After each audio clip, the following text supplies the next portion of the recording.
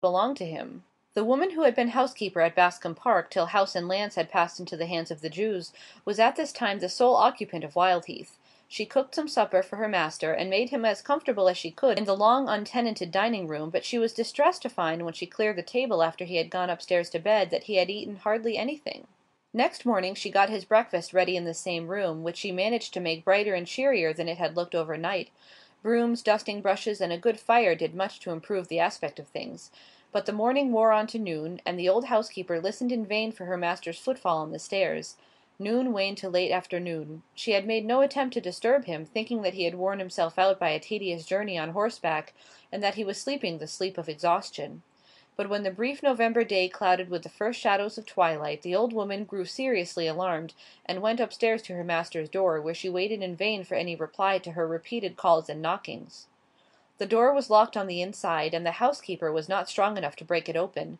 She rushed downstairs again full of fear, and ran bareheaded out into the lonely road. There was no habitation nearer than the turnpike on the old coach road, from which this side road branched off to the sea. There was scanty hope of a chance passer-by. The old woman ran along the road, hardly knowing whither she was going, or what she was going to do, but with a vague idea that she must get somebody to help her.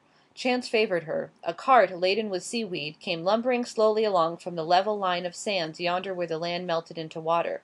A heavy lumbering farm labourer walked beside the cart. "For God's sake, come in and burst open my master's door," she entreated, seizing the man by the arm. "He's lying dead or in a fit, and I can't get to help him." "All right, missus," answered the man, as if such an invitation were a matter of daily occurrence. "Whoa, Dobbin! Ston still, horse, and be donged to thee." Dobbin was glad enough to be brought to anchor on the patch of waste grass in front of the Grange garden. His master followed the housekeeper upstairs, and shattered the old-fashioned box lock with one blow of his ponderous fist. The old woman's worst fear was realized. Anthony Bascombe was dead. But the mode and manner of his death Michael had never been able to learn. The housekeeper's daughter, who told him the story, was an old woman when he was a boy. She had only shaken her head and looked unutterable things when he questioned her too closely. She had never even admitted that the old squire had committed suicide. Yet the tradition of his self-destruction was rooted in the minds of the natives of Holcroft, and there was a settled belief that his ghost, at certain times and seasons, haunted Wildheath Grange. Now Michael Bascombe was a stern materialist. For him the universe with all its inhabitants was a great machine governed by inexorable laws. To such a man the idea of a ghost was simply absurd, as absurd as the assertion that 2 and 2 make 5, or that a circle can be formed of a straight line. Yet he had a kind of dilettante interest in the idea of a mind which could believe in ghosts. The subject offered an amusing psychological study. This poor little pale girl now had evidently got some supernatural terror into her head, which could only be conquered by rational treatment. "I know what I ought to do," Michael Bascombe said to himself suddenly. "I'll occupy that room myself tonight, and demonstrate to this foolish girl that her notion about the shadow is nothing more than a silly fancy, bred of timidity and low spirits. An ounce of proof is better than a pound of argument. If I can prove to her that I have spent a night in the room, and seen no such shadow, she will understand what an idle thing superstition is." Daniel came in presently to shut the shutters. "Tell your wife to make up my bed in the room where Maria has been sleeping, and to put her into one of the rooms on the first floor for tonight, Skegg," said Mr. Bascombe. "Sir?" Mr. Bascombe repeated his order. "That silly wench has been complaining to you about her room," Skegg exclaimed indignantly. "She doesn't deserve to be well fed and cared for in a comfortable home. She ought to go to the workhouse."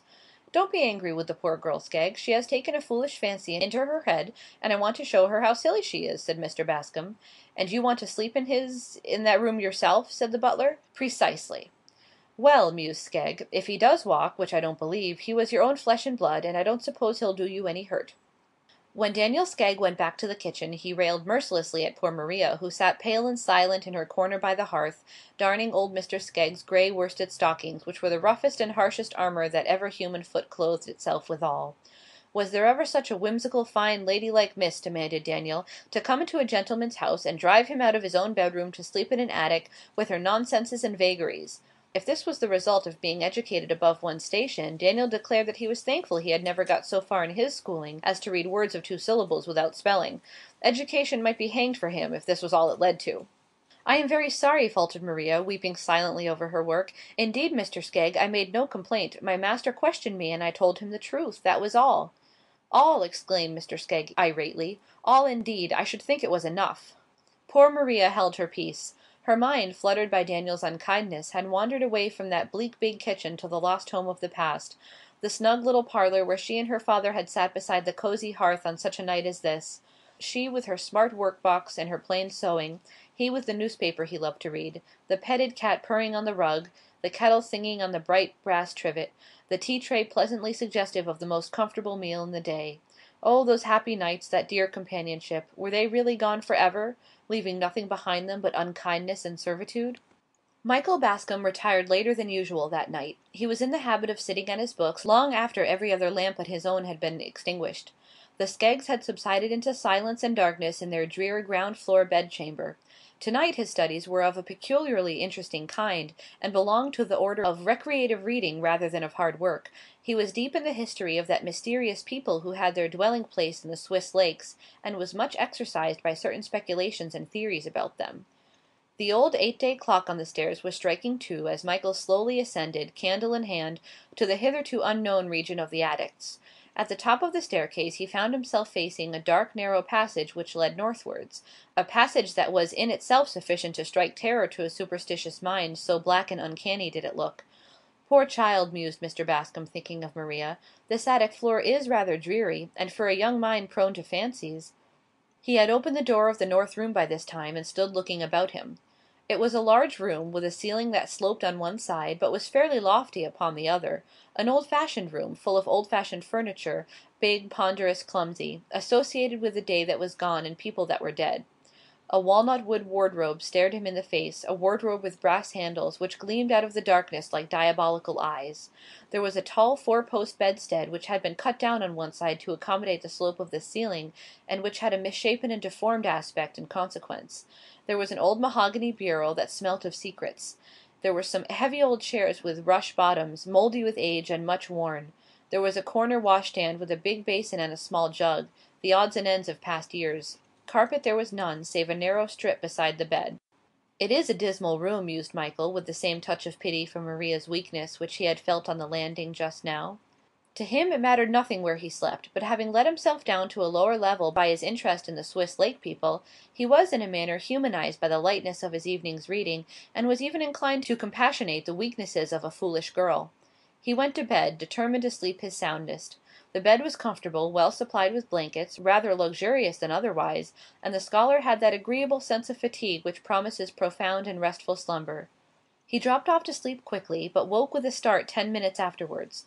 What was this consciousness of a burden of care that had awakened him, this sense of all-pervading trouble that weighed upon his spirits and oppressed his heart, this icy horror of some terrible crisis in life through which he must inevitably pass? To him these feelings were as novel as they were painful. His life had flowed on with smooth and sluggish tide, unbroken by so much as a ripple of sorrow. Yet tonight he felt all the pangs of unavailing remorse, the agonizing memory of a life wasted, the stings of humiliation and disgrace, shame, ruin, a hideous death which he had doomed himself to die by his own hand. These were the horrors that pressed him round and weighed him down as he lay in Anthony Bascom's room. Yes, even he, the man who could recognize nothing in nature or in nature's God, better or higher than an irresponsible and invariable machine governed by mechanical laws, was fain to admit that here he found himself face to face with a psychological mystery. This trouble which came between him and sleep was the trouble that had pursued Anthony Bascom on the last night of his life. So had the suicide felt as he lay in that lonely room, perhaps striving to rest his wearied brain with one last earthly sleep before he passed to the unknown intermediate land where all is darkness and slumber. And that troubled mind had haunted the room ever since. It was not the ghost of the man's body that returned to the spot where he had suffered and perished, but the ghost of his mind, his very self.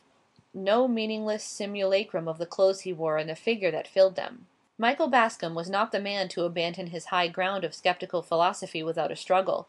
He tried his hardest to conquer this oppression that weighed upon mind and sense. Again and again he succeeded in composing himself to sleep, but only to wake again and again to the same torturing thoughts, the same remorse, the same despair. So the night passed in unutterable weariness, for though he told himself that the trouble was not his trouble, that there was no reality in the burden, no reason for the remorse, these vivid fancies were as painful as realities, and took as strong a hold upon him. The first streak of light crept in at the window, dim and cold and grey. Then came twilight, and he looked at the corner between the wardrobe and the door. Yes, there was the shadow. Not the shadow of the wardrobe only, that was clear enough, but a vague and shapeless something which darkened the dull brown wall, so faint